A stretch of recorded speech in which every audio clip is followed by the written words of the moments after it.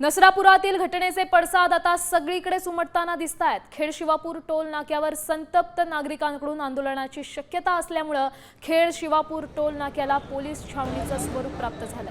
यावेळी कोणताही अनुचित प्रकार घडू नये म्हणून पोलीस अधीक्षक संदीप गिल स्वतः फौज फाट्यासह टोल नाक्यावर दाखल झालेत। या संदर्भातली अधिकची माहिती देत आहेत आपले प्रतिनिधी सागर आव्हाड।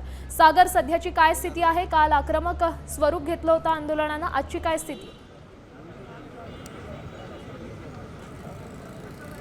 नक्की आपण जर पाहिलं तर आंदोलन हे मोठ्या प्रमाणावरती केलं जाईल। याच पार्श्वभूमीवरती पोलीस अधीक्षक संदीप सिंग गिल आणि ग्रामीण पोलिसांनी मोठा बंदोबस्त जो आहे तो खेड शिवापूर टोल नाक्यावरती ठेवलेला आपल्याला पाहायला मिळतोय। आपण जर पाहिलं तर रात्री नवले पुलावरती जे आंदोलन करण्यात आलेलं होतं 3 तास पुणे बेंगलोर महामार्ग जो आहे तो अडवण्यात आलेला होता आणि त्याच पार्श्वभूमीवरती हा महामार्ग जो आहे तो अडवण्यात येऊ नये याची खबरदारी म्हणून पुणे ग्रामीण पोलिसांनी मोठी खबरदारी घेतलेली पाहायला मिळते।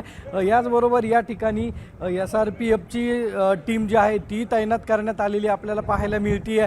भीम आर्मीच्या वतीने या ठिकाणी आंदोलन करण्यात येणार आहे। त्याचबरोबर काही ग्रामस्थ जे आहेत तेही या ठिकाणी आंदोलन करणार असल्याची माहिती जी आहे ती मिळालेली आहे। त्यामुळं मोठा फौज फाटा जो आहे तो खेड शिवापूर टोल नाक्यावरती आपल्याला पाहायला मिळतोय। त्याचबरोबर पुणे शहरातही विविध ठिकाणी आंदोलनं जी आहेत ती करण्यात येणार आहेत आणि आत्ता जर पाहिलं तर हा टोल नाका जर अडवला तर मोठ्या रहदारीला सामोरं प्रवाशांना जावं लागेल। याच पार्श्वभूमीवरती टोल नाक्याच्या समोरच पोलीस बंदोबस्त जो आहे तो तैनात करण्यात आलेला आहे। आंदोलक जे आहेत ते कधी येत आहेत याची वाट जी आहे ते पोलीसही बघतायत। मात्र आंदोलनाचं स्वरूप कसं असेल काय असेल हे आंदोलकांनी सांगितलेलं नाही आहे। मात्र जर मोठ्या प्रमाणावर असेल तर मोठी खबरदारी जी आहे ती या ठिकाणी पुणे ग्रामीण पोलिसांनी घेतलेली आपल्याला पाहायला मिळते। आपण जर पाहिलं तर परवा रात्री नसरापूर या ठिकाणी ग्रामस्थांनी रास्ता रोको आंदोलन केलं होतं। त्याचबरोबर